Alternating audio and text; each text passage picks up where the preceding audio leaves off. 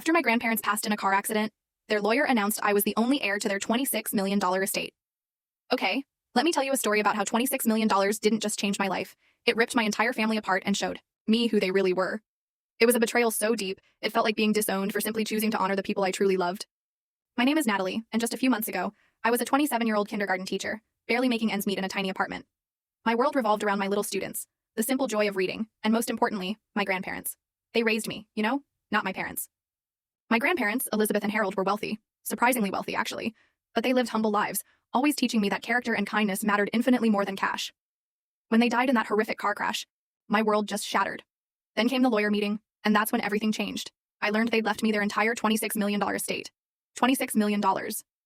And suddenly the family who barely visited them, who always treated them like an ATM, wanted every single penny. I refused. And if you want to see money truly reveal someone's ugly colors, just keep listening.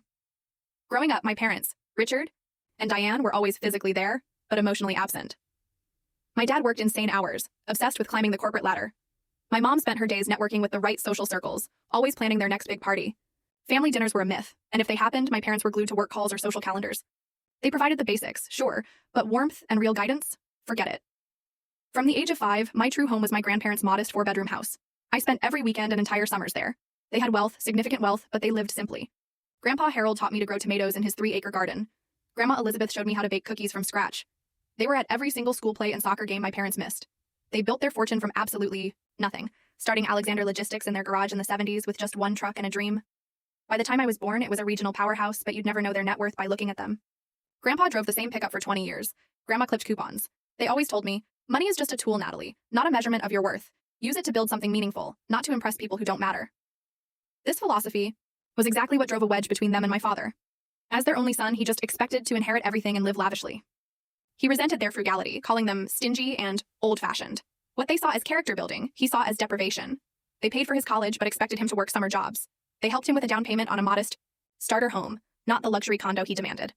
The final straw came when he demanded a senior position at their company, with zero relevant experience. My grandparents refused. He stormed out. Their relationship was never the same.